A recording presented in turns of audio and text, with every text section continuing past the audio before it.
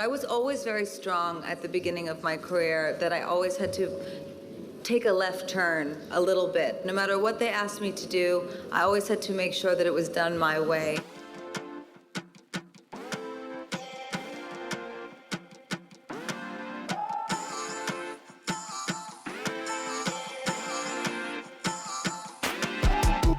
From piano to burlesque to Monster Ball, Lady Gaga is one of the most unusual pop stars to rise to fame.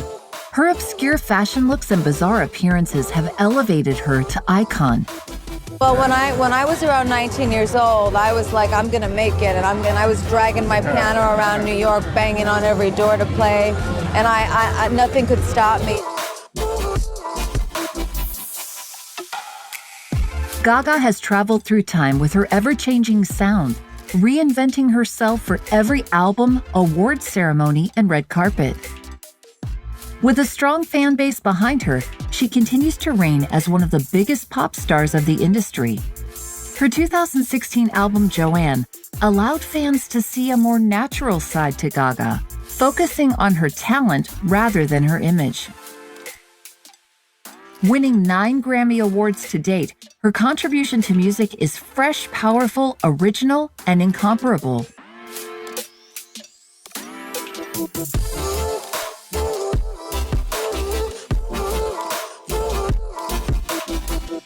She has gone on to take on different projects which steer her away from the outlandish image she was once known for.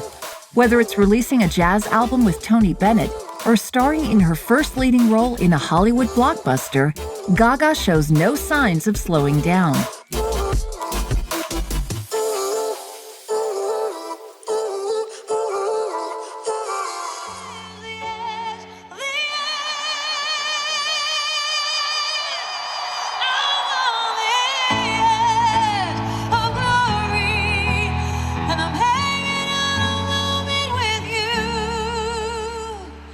Just remember that you're not on the edge all by yourself.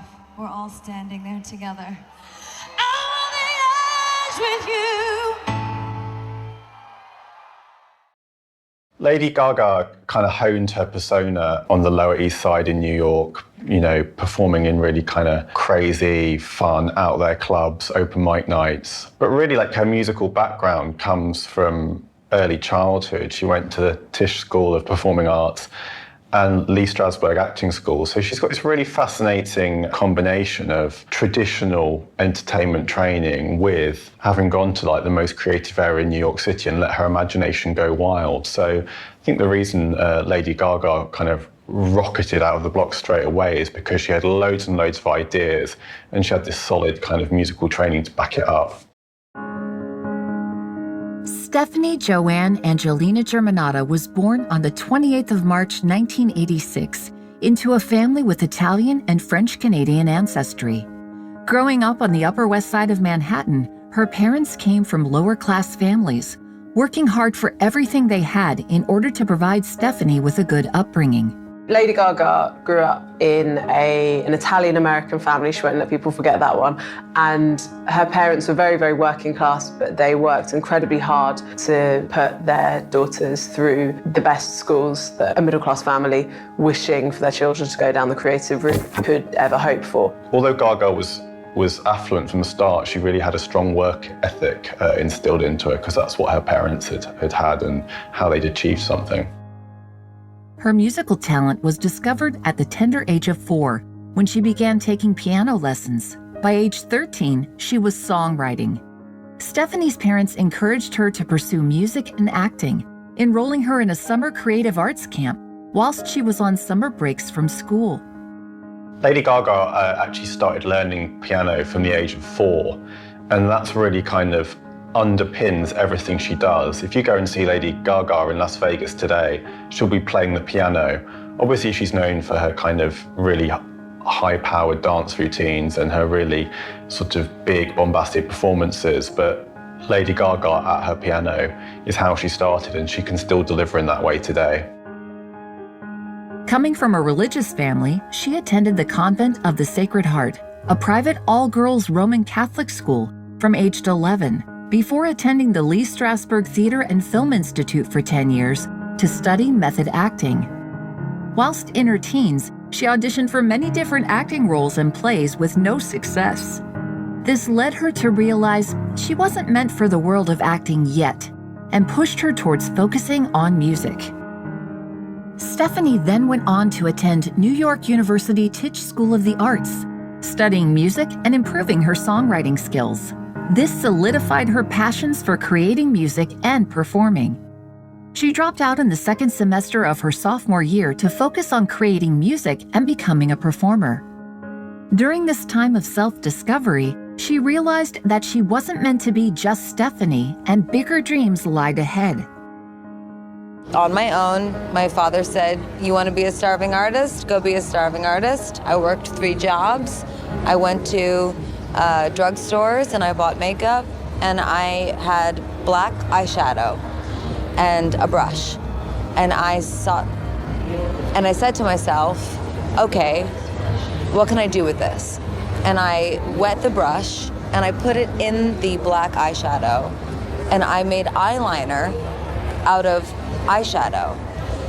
And I was really interested in making this turned down look, not what I have today, but this turned down look of a really graphic black look with my eyes. And I looked in the mirror and I was like, oh, that's how you see yourself. That's how you feel powerful. That's you. Stephanie's introduction to the music world came through her relationship with music producer Rob Fusari. He wanted to try and kickstart a career for her, and even came up with her star title, Lady Gaga, influenced by the Queen song Radio Gaga. Shortly after recording some demos with Fusari, Lady Gaga got her first signing with Def Jam Records as a songwriter. Before her own music was even released, she was songwriting for other musicians. The contract with Def Jam Records was short-lived, as the company didn't like this persona of Lady Gaga, her edginess and obscure ideas, so they dropped her after 3 months. At many times in the beginning of my career, I said no. I write my own music, and I work with other writers as well at times. But when I was first starting out, I was not the most beautiful girl in the room, and there were lots of women that were singers, but that did not write their own music. And many record executives wanted to take my songs and give them to other women to sing, and I was like holding on to my music with my cold dead fingers saying, you're not going to take my songs from me. And also, they make suggestions about how you should look, and I worked with dancers because I actually started out as a pianist, and they wanted to see me dance, and I had also danced in school. With a heavy heart, Lady Gaga returned to her home in New York and began to take performing into her own hands. She started up in burlesque clubs and entered into the world of go-go dancing. Fusari continued working on Gaga's demos, wanting to see her succeed. Eventually, she met with producers for Interscope Records and other imprints of the company. This led to her relocation to Los Angeles to focus on releasing a debut album. She also established her own creative team during this time, House of Gaga. Lady Gaga's debut album, The Fame, was released August 19, 2008. The album was very successful and reached #1 in the UK along with other European countries. The album went on to win a Grammy for Best Electronic Dance Album. You're in LA. Hey guys, well, I just saw 2 music videos, and I'm going to go to London to see the Dolls. I'm on tour with them now. That's right. You really excited about that? Yes, I'm so excited. Awesome. As we all know, The Fame was a phenomenon really from the start. Her first single, Just Dance, was a #1 hit all around the world.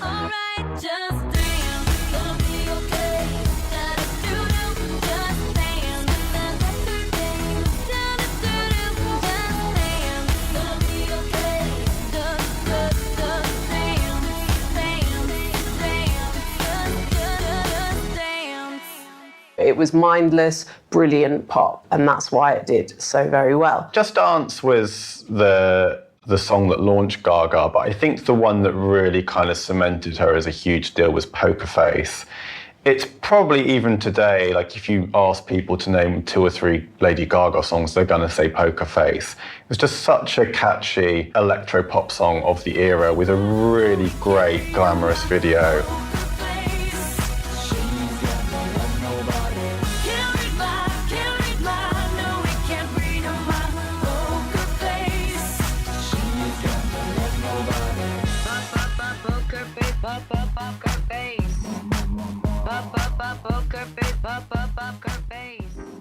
Poker Face was the best-selling single of 2009, with 9.8 million copies sold that year. This song also won a Grammy for Best Dance Recording. She had cemented herself as the new hot thing in pop music, and it was only when she started to do a few interviews that people realised there is a lot of depth underneath here. This is the Trojan Horse. The Trojan Horse was this very clean, happy, accessible pop, whereas there were layers beneath that we would come to see more of. I really, really love what I do.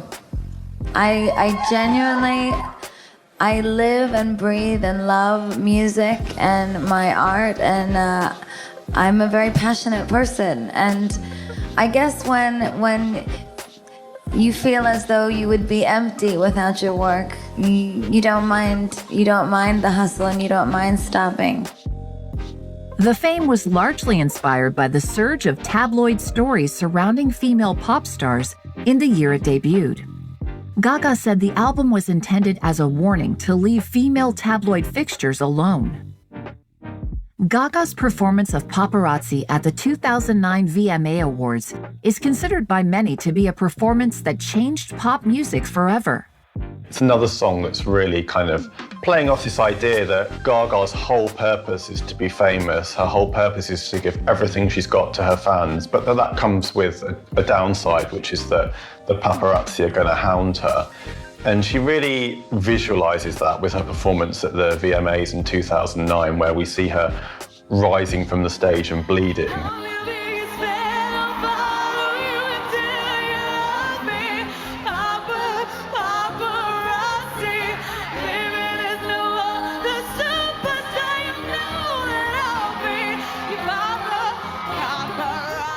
It's really her saying, look, I'm giving you everything I've got, even if it hurts me. That's how deep I'm into what I'm doing. This isn't just a job for me, this is my life. She completely confounded what was being expected from her.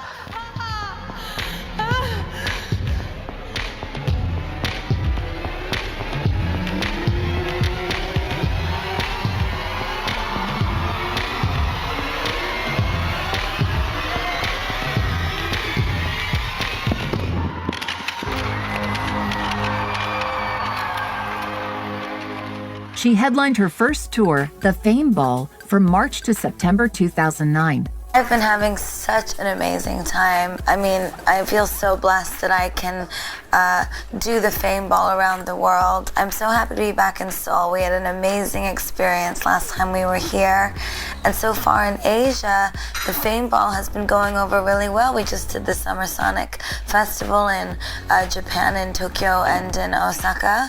And now we're here in Korea, and I'm going to do the Fame Ball for my fans tonight. And I just love them so much. Whilst on this tour, she wrote 8 new songs, which made up a new album, the Fame Monster EP. Lady Gaga's The Fame is such a huge success that she immediately goes on tour. She's immediately playing big arena venues. And somehow, despite everything she's got going on, she manages to write what's essentially a whole new album, an 8-track EP, The Fame Monster, which actually could be Lady Gaga's greatest ever release. It's got no dud tracks on it. Every song is a winner. The lead single, Bad Romance, is arguably her best song ever. The video features Gaga walking around in these teetering Alexander McQueen heels and performing for these creepy guys. And it's a comment on sex trafficking, which, you know, you don't really expect to get from a lot of pop music videos, but it's right there and it's very obvious. And the song is all about loving someone who you know isn't good for you, which is just such an internal theme of pop.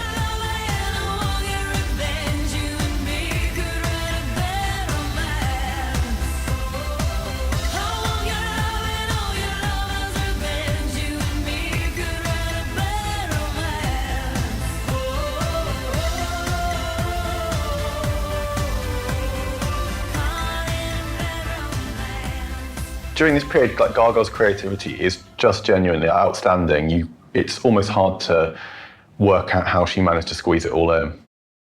Bad Romance also won the Grammy for Best Short-Form Music Video and Best Female Pop Vocal Performance. Not a bad start to her career. The second single from this album saw Lady Gaga collaborate with pop legend Beyoncé with the hit song Telephone. Lady Gaga's collaboration with Beyoncé was a real event record. Even before the video came out, people were talking about it because there'd been teasers. And then when the video debuted, there was just so much to take in. It was 9 minutes long. And I think what's really interesting about Telephone is it's really Lady Gaga's vision, which Beyoncé embraced, not the other way around. It's not Gaga bending herself to Beyoncé's skill set. It's really Beyoncé bending herself to Gaga's, which is kind of an amazing thing considering what we know of Beyoncé as an artist now. The Telephone video was about 9 minutes long. It was inspired by Quentin Tarantino revenge movies. It had Beyoncé playing this kind of campy woman out to seek revenge, and it was all very exciting, very dynamic, not something we'd seen before, and the budget behind it was incredible because the record company knew they'd get returns.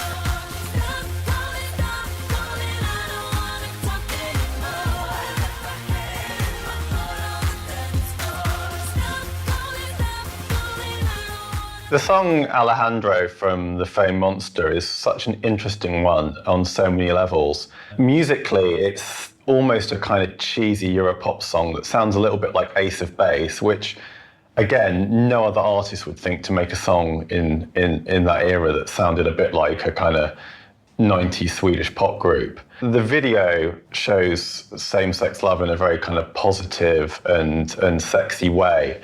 Another way in which Gaga kind of wrung her hands of the last vestiges of Catholicism. It was condemned as blasphemous by the Catholic Church.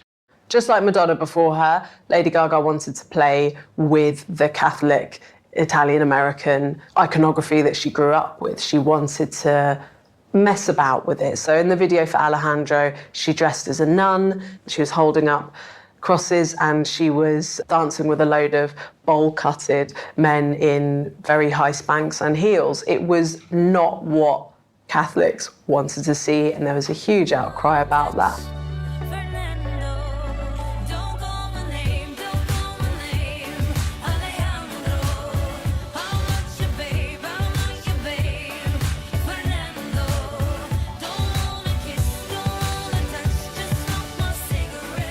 Alejandro is one of those moments in Gaga's career where you can really see the Madonna comparison in the way she's kind of rebelling against her Catholic upbringing and really embracing and celebrating the LGBTQ community. Within the first couple years of her professional career, she had generated such a buzz surrounding her music and persona. Lady Gaga was who everyone was talking about. Anticipation for her next album was incredible. She had already established a huge fan base who loved her style and the image of being true to yourself. The most important thing to me is my fans, and to use my music and the performance art of what I do to be an inspiration and to liberate. I always say my art is liberation. And just to kind of bring it back to what we're talking about today, I find it so important to be now a role model and a figure. And I know that that might sound strange to some people who say, oh, but she's so, her clothing and whatever people may think of me. I know what some people may think of me, but most importantly is my connection with my fans and the connection that they breed with one another. Born This Way, Gaga's second studio album was released on May 23, 2011, debuting in the top 5 of every major music chart worldwide. Lady Gaga's second album, Born This Way, arrived with so much expectation. She was the biggest pop star on the planet at this stage, and she'd just come off The Fame Monster, which was an 8-track EP that was basically perfect. The single of the same name earned a Guinness World Record when it sold more than 1 million copies within 5 days of its release. There was a lot of expectation on Lady Gaga to do as well as The Fame Monster. Difficult second album.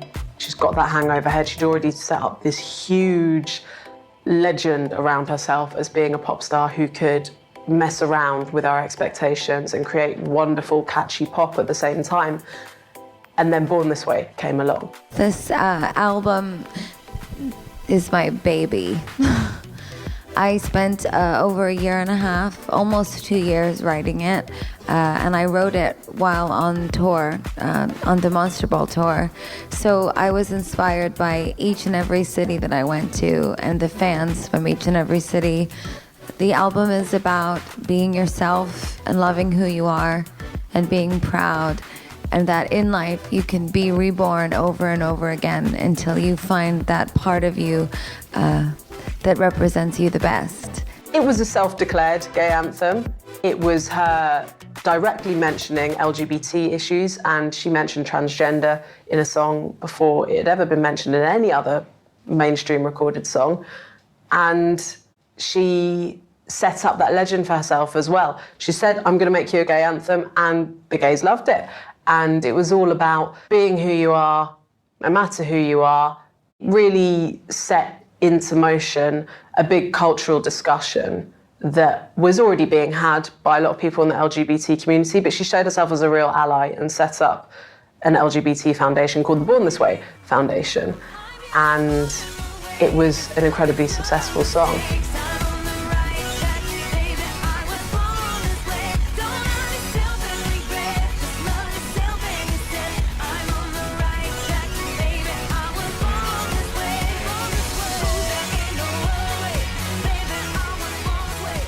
I think over time that song has really solidified her relationship with the LGBTQ community. It's not the most subtle song in the world. It's a little bit obvious, but I think everyone knows that what Gaga was doing was well-meaning. And it's a, it's a really massive tune. If you're out in the club and that song comes on, you're going to dance.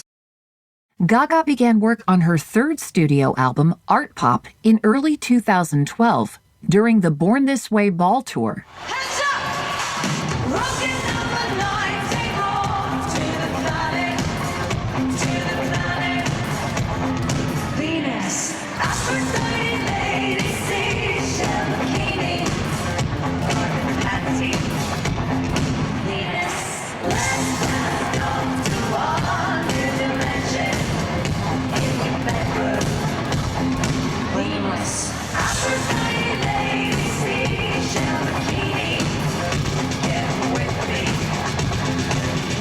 Art Pop sold more than 2.4 million copies worldwide, showing Gaga was continuously dominating ratings and music sales. In 2013, Lady Gaga released Art Pop, which was a point where people started to perhaps lose sight of her poppier overtones. It was revealing more of her artsier interests. Art Pop is probably Lady Gaga's most difficult album and the most difficult phase of her career.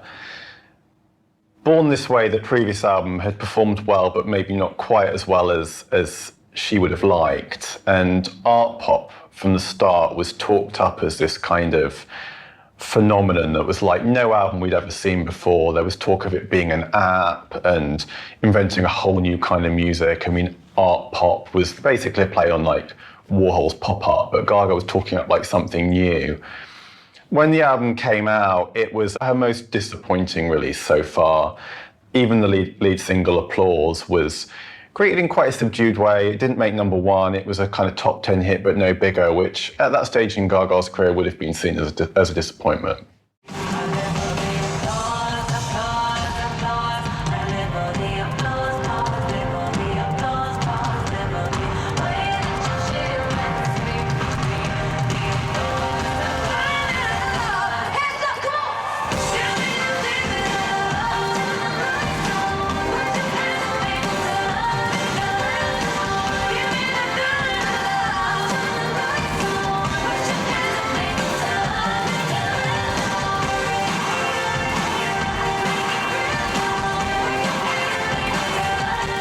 Applause was the first single to be released from this album. It received good feedback for its fast pace and how catchy it was. It's all about her loving her fans and her fans loving her back, but it was mainly in service to her very, very devout fans rather than trying to bring in the masses once more. It did do well, but just nowhere near as well as her previous two albums.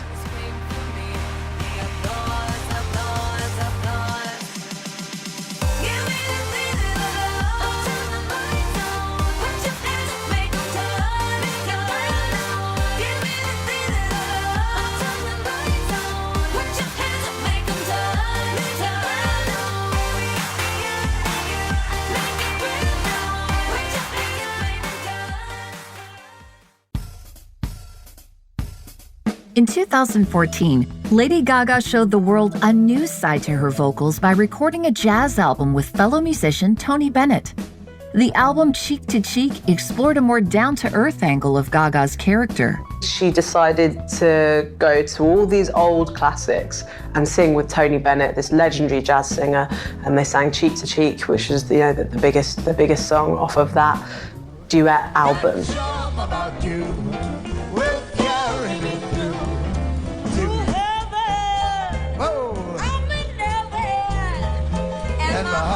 So that I can hardly speak, and I seem to find the happiness I seek.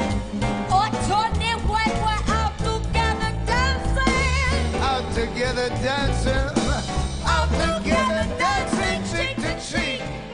Choosing to do these old jazz classics with this huge voice that she hadn't necessarily been able to show off within the songs from beforehand was a sudden maturing of her.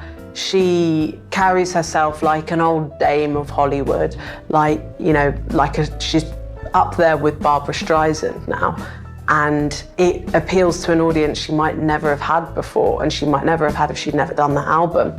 She appealed to people that like easy listening and people who like jazz and people who adore Tony Bennett as she does as well. And the affinity they had was quite huge. Again, Tony Bennett had duetted with Amy Winehouse at one point as well. And I think Lady Gaga wanted to be able to show off what she can do without the dancing, without the visuals, and just have it as her and this old bloke singing some great songs together. This album also won her another Grammy for Best Traditional Pop Vocal Album. At the time, people thought it was a little kind of side project, a little sidestep from her. Actually, 5 years later, we can see it's maybe the beginning of Gaga laying the groundwork to become more of an all-round entertainer. It's showing that she can hold her own vocally with one of the greatest vocalists ever and make a whole album with him. I mean, Tony Bennett has recorded with a lot of younger artists, but Gaga's the only one he's made a full album with. So it's really an endorsement for her kind of her future as a long-term legacy artist. Oh, I'm so broke. It's oak. I hate California. It's crowded and damn. That's why the lady is a tramp. Go to Coney Island. Oh, the beach is divine. And I love the Yankees. Jeter's just fine. I follow Rogers and Hart. She sings every line. In 2015, she fulfilled her lifelong dreams of wanting to be an actress by landing a role in American Horror Story Hotel. Lady Gaga joining this series could have been seen as stunt casting, but actually when the show aired, it was impeccable casting. Gaga just brings so much charisma to the role. It really is the start of us seeing her as a really viable, incredible actress. At the 73rd Golden Globe Awards, Gaga received the Best Actress in a Miniseries or Television Film Award for her work on the season. The Countess is very evil. She's not a good-willed kind of person. But what I do find in her, which I am happy to say today, is that after 100 years, she never gave up, no matter what she went through. And you will fail in this business. It's a matter of when. And the true test is if you can continue. Pop stars who try to launch acting careers are often made fun of, but straight away with her first major role, Gaga wins a Golden Globe for Best Actress in a TV Series. So straight away, the kind of the stigma that pop stars who try to act tend to get saddled with, Gaga's got an answer to that. She's got a Golden Globe in her cabinet. So straight away, she's a viable actress who can look to get bigger roles in the future.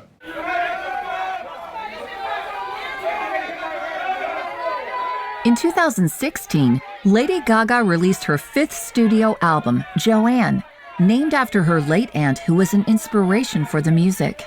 It became her 4th #1 album on the Billboard 200, making her the first woman to reach the U.S. chart summit 4 times in the 2010s. How's it being out there again, getting Joanne to the world and everyone hearing it? It's wonderful. It's also very emotional. You know, I think over the past 10 years now that I've been in the music industry, I've been watching not only what's happening in music, but what's happening in culture and society. And I see that money has been put on this tremendous pedestal.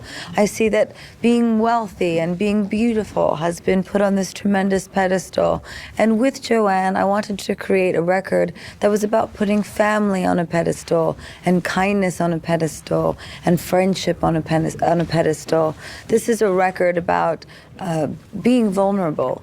I'm not better than anyone else, and I'm not less than anyone else. We're all here together, we're all human, and we're walking on the same earth, and that is what Joanne is. That's my middle name.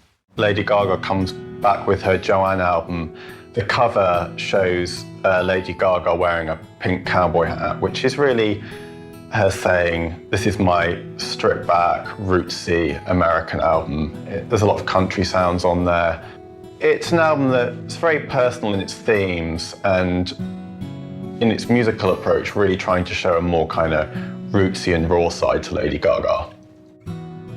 Joanne features stripped-down country, soft rock, and dance pop genres, which really emphasize her vocal abilities. So a lot of the songs are a kind of reclaiming of traditional American culture and a love letter to a Midwest and a Bible Belt that have never quite really liked her or understood her. It's always, I always get nervous before I sing. I always get nervous before I come out to see the press and say hello to everyone, because it's quite a responsibility. And I would actually say I'm more nervous now than I used to be, because when I was younger, I didn't quite understand what it meant to have a voice in the world, and I didn't have the same voice in the world that I do today. And now I am so aware of it, and I want to make sure I always say the right thing to inspire young girls and boys, to inspire older girls and boys, to be a role model in some type of way. I know that I'm not a role model in always in everyone's eyes, but I do the best that I can through music and through performance. Perfect Illusion was the lead single from the Joanne album, and it's kind of a bridge between past Lady Gaga and Lady Gaga today. And it's got a rockier sound, but it's also a song that works well on the dance floor.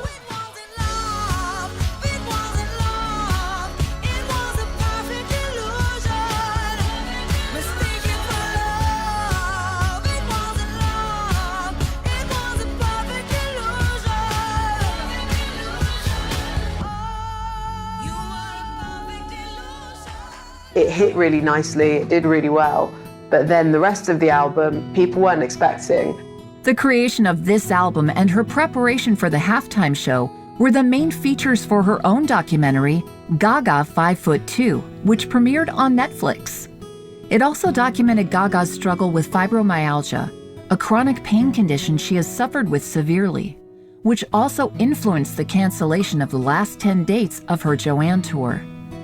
Becoming more open about her condition and struggles with chronic pain have encouraged a conversation surrounding the condition and has helped others to understand its symptoms and effects. Fibromyalgia is essentially a chronic pain condition that makes your body hurt through your brain. Now, someone that might be watching this that has it might be saying, don't tell me that my fibromyalgia is in my head, because my whole body hurts. And even sitting here with you today, I'm in head-to-toe pain. Fibromyalgia isn't a condition that people had really ever heard of before. And I think initially there was a little bit of skepticism in the press that maybe Gaga was just tired or couldn't be bothered to do his last 10 shows. What we now know is that it's a really serious condition that's plagued Gaga her entire career. Early on, she didn't talk about it much, so it came as a bit of a surprise when we heard she'd been diagnosed with it. I think now everyone knows that it's a legitimate condition that Gaga will have to manage for the rest of her career, especially when she's on the road. Her body is not doing what she wants it to do, and I think any woman in her early 30s not knowing what's going on there is going to be freaked out to some extent. And seeing that was a real reality check. And people begun to see Gaga for the human she is behind pomp and ceremony and the ridiculous shows and the big, huge pop music. It only made sense for Gaga to try her luck in the world of film, a natural move after her successes within music. Announcing her starring role in A Star Is Born opposite movie veteran Bradley Cooper gave audiences a sweet surprise. Expressing her enjoyment for film, she has confirmed more movie roles in the future, but with no interruption to her music production. In 2018, Lady Gaga made her on-screen debut in a remake of the 1937 romantic musical, A Star Is Born. The remake was directed by Bradley Cooper, who was also taking on one of the lead roles opposite Gaga. Lady Gaga's next big acting role is A Star Is Born. 4th time Hollywood has made A Star Is Born. When the film was announced, we heard she was going to be starring with Bradley Cooper and that he'd be directing.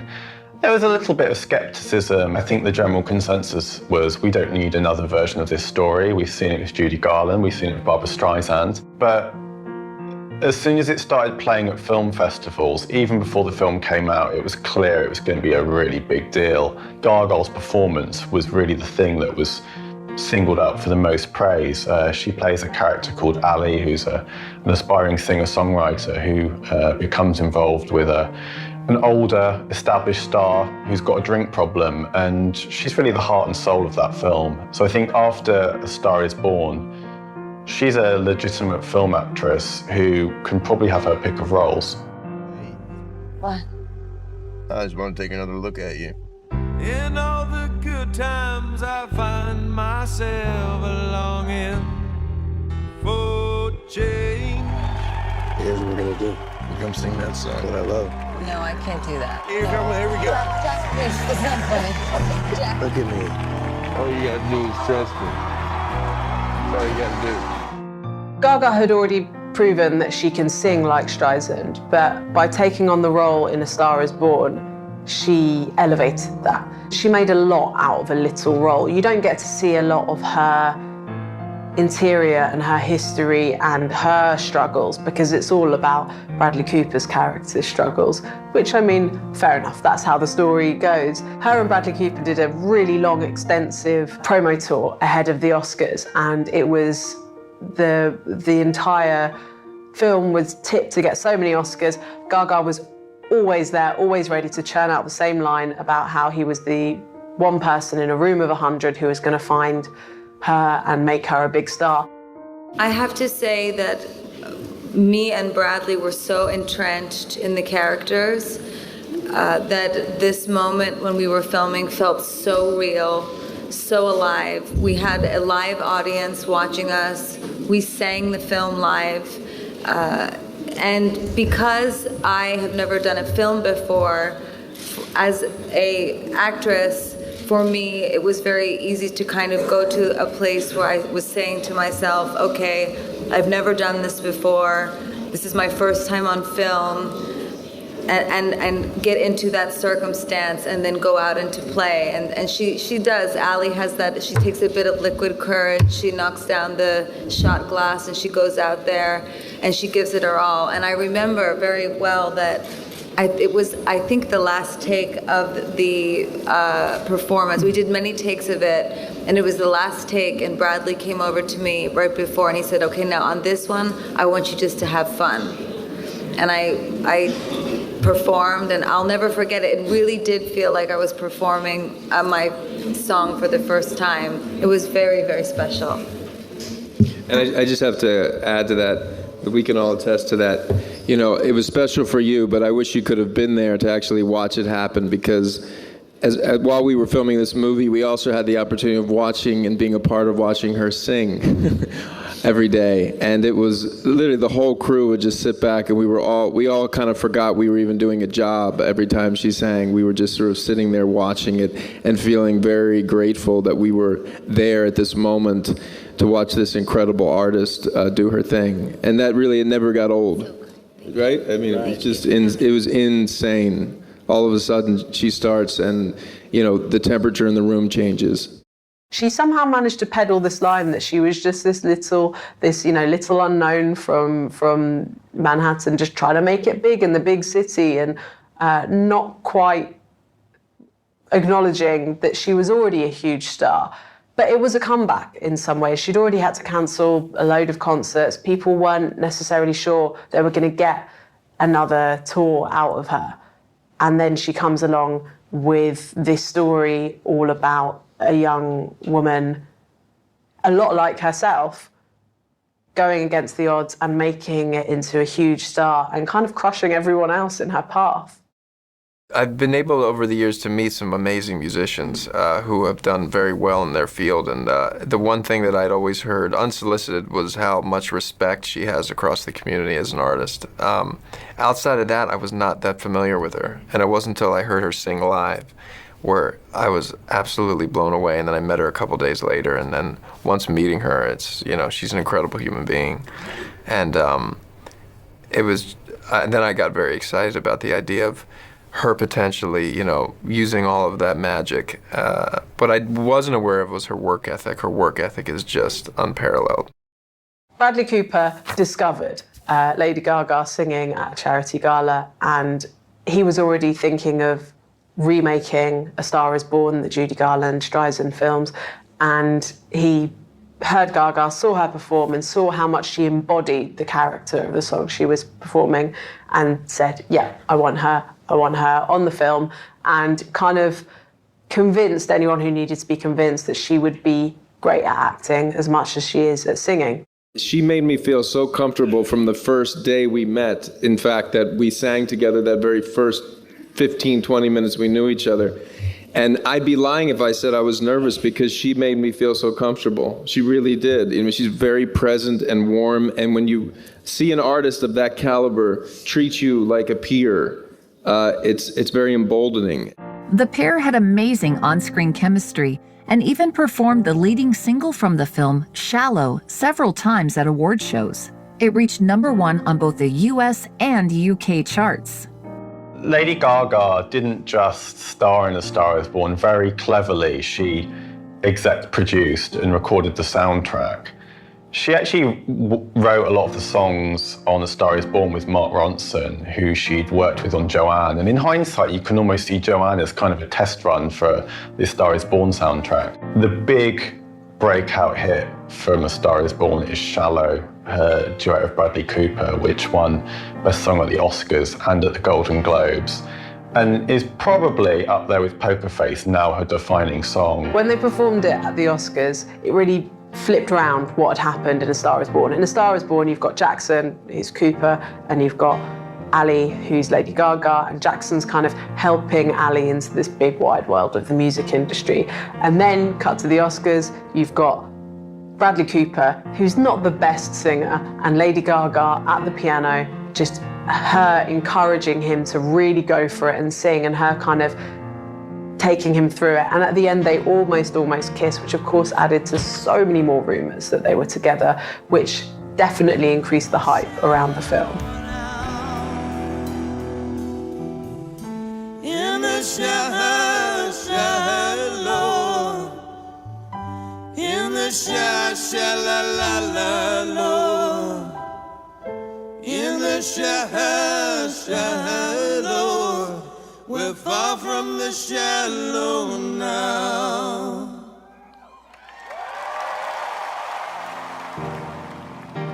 The song earned Gaga an Academy Award, a Golden Globe, and Critics' Choice Movie Award for Best Original Song, as well as Grammys for Best Pop Duo and Best Song Written for Visual Media.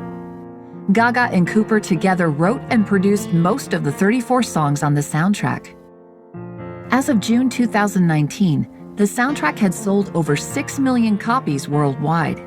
They were on a very, very long promo tour. The film came out at Venice a long time before the Oscars, so they had a load of international tours to do. They had to go and tell all sorts of different people how much they adored making the film and how much they adored each other. Lady Gaga trotted out this line that if you could be in a room of 100 people and there would be just one who believed in you, it would be Bradley Cooper. And as she told the story for the 100th time, he would look at her as if she was the only other person in the room.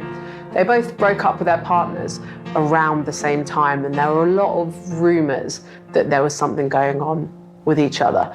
They don't seem to be founded, but it is testament to the power of that story that people really did want to see them together, and how realistic elements of that film were, that people could imagine that they were truly together.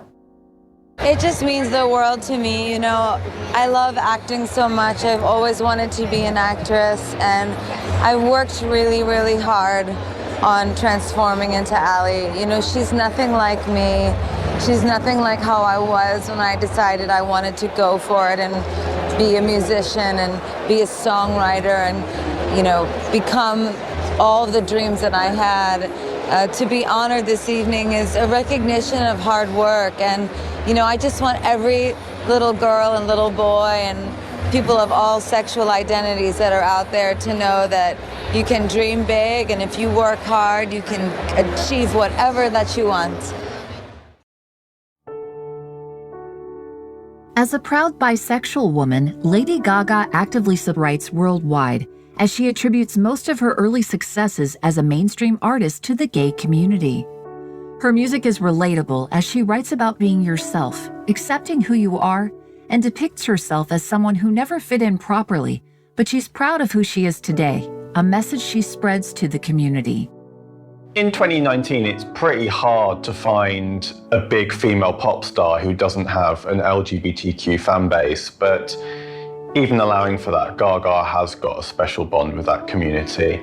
I think it's rooted in the fact that Gaga has championed LGBTQ people right from the start of her career and fought for their representation. A really good example of this is A Star Is Born. There's a scene set in a drag club early on where two of the stars from RuPaul's Drag Race, Willem and Shangela, have really funny kind of extended cameos. Gaga fought for that scene to be in the film. Bradley Cooper was against it at the start, and she wanted those two particular performers cast, and they both completely smashed it. So it's little moments like that where I think the LGBTQ community just knows that Gaga's had their back that really makes it a special relationship.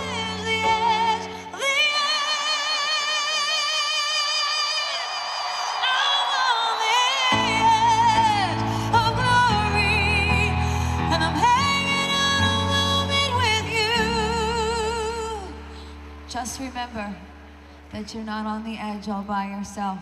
We're all standing there together. I'm on the edge with you.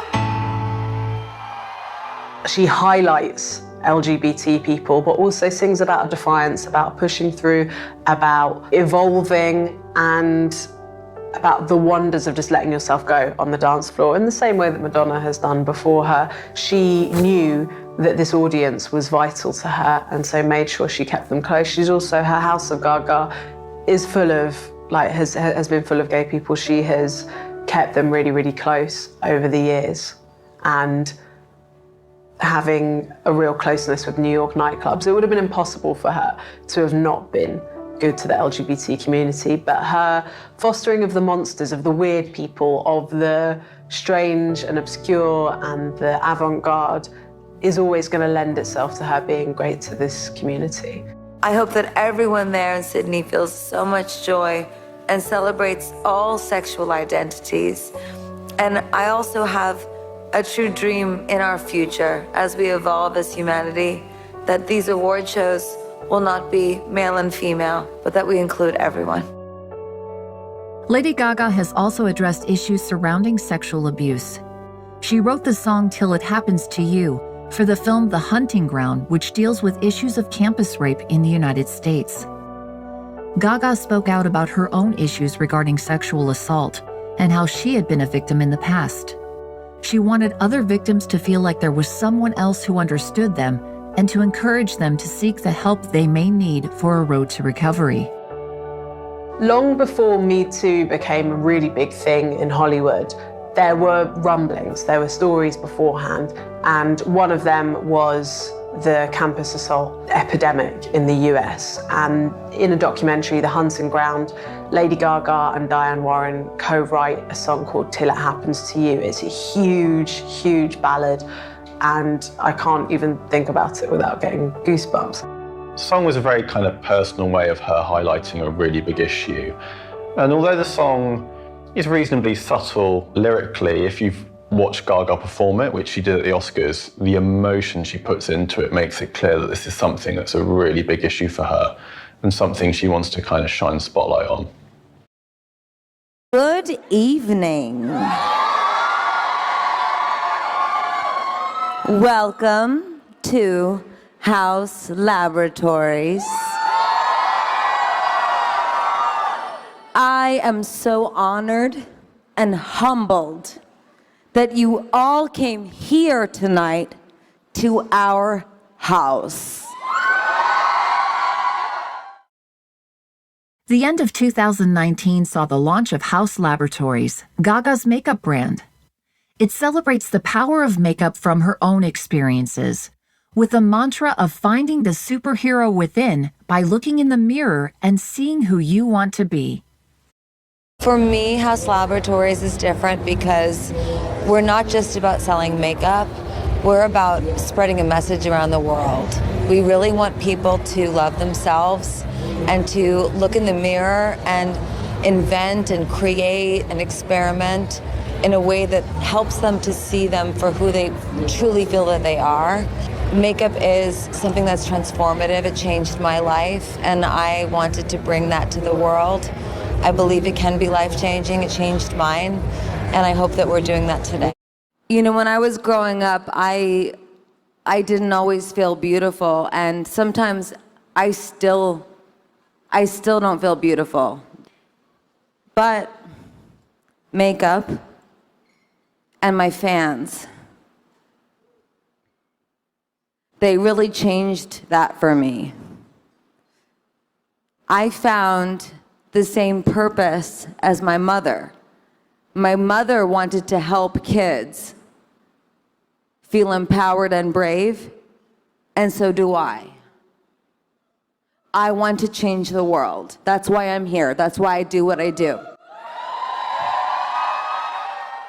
The truth is, people see what they see on the outside. And in some way, shape, or form at times, we become archetypes. But the truth is, I was so determined to live my dreams, and yet there was so much in the way. There were so many things I did not anticipate that broke me, that tortured me, that traumatized me. And I think sometimes what you are trying to clarify is that people think that it comes easy to us because when we show up and we have our suits on, that it's all okay.